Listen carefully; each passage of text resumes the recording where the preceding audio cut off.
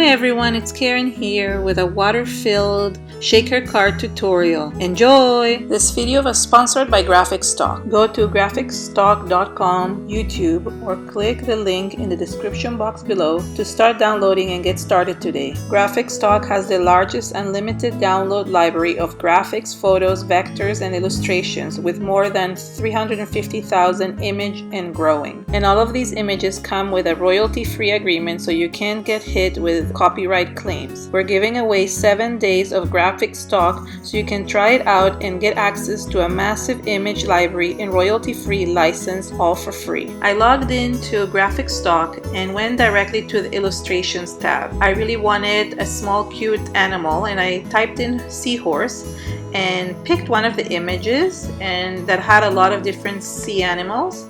This is called Marine Seamless Pattern, and I just downloaded it, pressed download button, and it downloaded directly into my computer.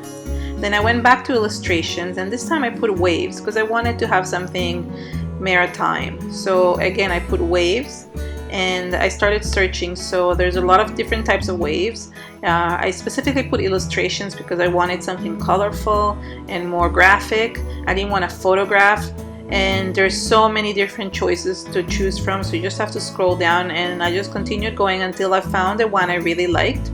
And when I picked it, then I knew that I could create like a background to a card or to a scrapbook layout. So this is great because you can download these and use them for any type of project.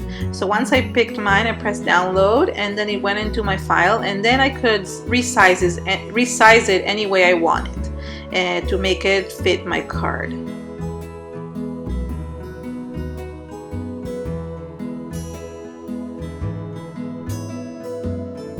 For the maritime images, I colored only the ones that I wanted. I actually flipped the image so I could get the seahorse facing the other direction. I wasn't sure which direction I wanted the card, so I kind of played around with all the different elements. I took a water brush from Prima and some of the Pastel Dreams watercolor confections from Prima as well to color in the animals. So all I did is just use darker and lighter tones and pick the colors that I wanted to kind of color one of the seahorses. I actually edited the video to just show the actual images that I used in my card and how I painted them, and I cut all the other, edited all the other ones that I had painted because I wasn't really sure which ones I was going to use. Then I actually took another palette, the tropical palette from the Watercolor Confections as well, and used the darker colors to color in a few different elements and images like the seaweed. As you can see, I did color some other fish on this paper, but I ended up not using it, so I didn't show you how I colored them, but I basically used the same technique. It would have been great if I would have had the Zig color clear markers because they have such a small tip, and they would have been really easy to paint these inside and color them in with the watercolor technique. But I didn't have those, so this was what I chose to do. And as you can see here, I'm painting the mirror image of it, and I'm actually painting the fish, which is the one I actually used for the card. I am linking all the products below in the description area, as well as I will also link the Zig clear markers because those would have been perfect for this, but I just don't have them. I think I'm gonna order myself a pair because a set, sorry, because I really wanted to have these so I can color intricate designs. As you can see, I can resize the Graphicstock images to any size I want, and I printed these on Bristol board, the Strathmore Bristol mixed media board paper, which is a really thick kind of Bristol board, and that helped when I added the watercolors so it wouldn't damage the paper. I just want to point out that this watercolor filled shaker card is not my original idea. I saw this done online and I felt like I needed to create one as well. I really loved the idea. I thought this was ingenious.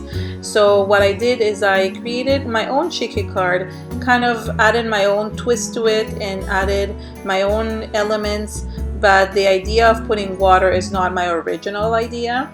It's somebody else did it. I'm not really sure whom, but I just saw a few examples online on YouTube and I just really felt like I wanted to create this really fun card. Finally, although I don't show it on this video, I ended up fussy cutting around all the images I wanted, and I fussy cut around a few extra ones just to make sure, because I really wasn't sure how I wanted to design the card itself.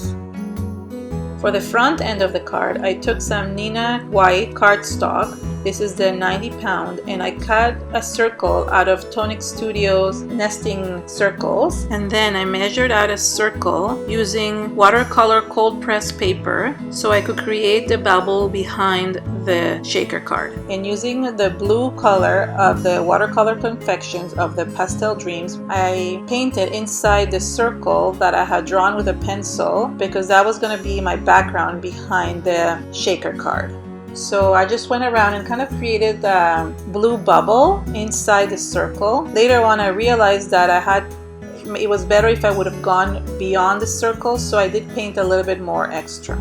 I took a small Ziploc bag that fit perfectly in the center, and then some 3D foam tape, and basically when I just measured with the bag to see where it goes, and then took the 3D foam tape and put it around the bag so it would kind of seal the area where I was going to put this bag so it wouldn't move.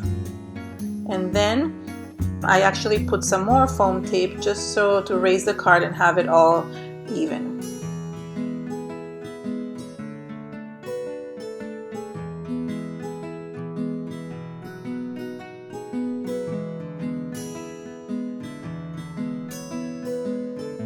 Once I had that area ready, I took some of the fussy cut seaweed and basically added it in two different sides of my bubble, and used some art glitter glue, which has a really fine tip, and it's great for this type of project, and I just glued it to the background, and this dries clear, which is great.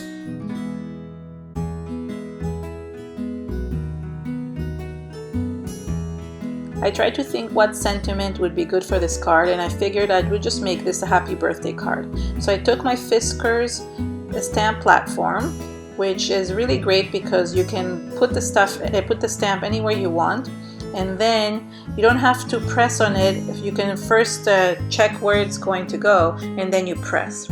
And I used my powder tool to clean the area where I was going to stamp, and then using my Versamark ink, I just inked the stamp and then stamped it.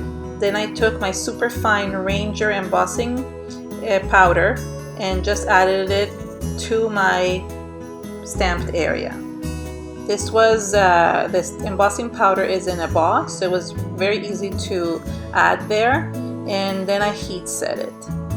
This is a Stampendous stamp, and of course it's linked below in the description area as well.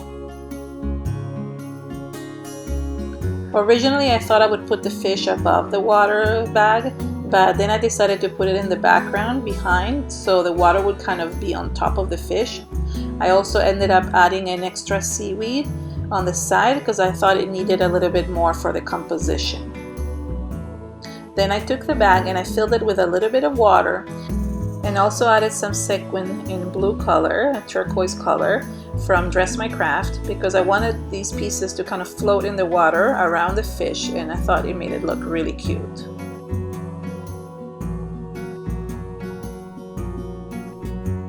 I added some more, and then I made sure I sealed the bag really well, making sure that I let some of the air out.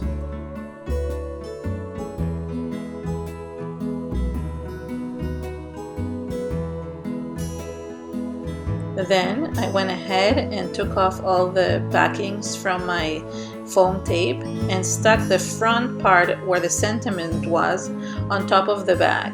I did not glue the bag to the background because that was going to be sealed in the bag. So I just folded the bag down, and then I took some Scotch tape and just sealed it to the back really well, because I wanted to have the opportunity to be able to fill it with more water if I needed to. Then I took the seahorse and I stuck it to the front of the card, and I thought it looked really cute right there on the side. Finally, it was time to assemble the card, so I took some white cardstock and folded it in half. I cut the card to a bit smaller than 6 by 6, And I also cut around my Graphicstock image, and I was able to have a trim around it, so you really don't even need to have 2 layers. You can just cut a trim with the white because you can print it on white paper.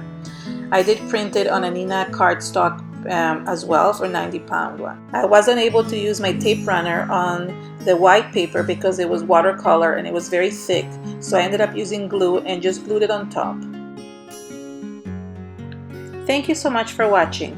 If you like my video, please give it a thumbs up and share it with your friends on social media.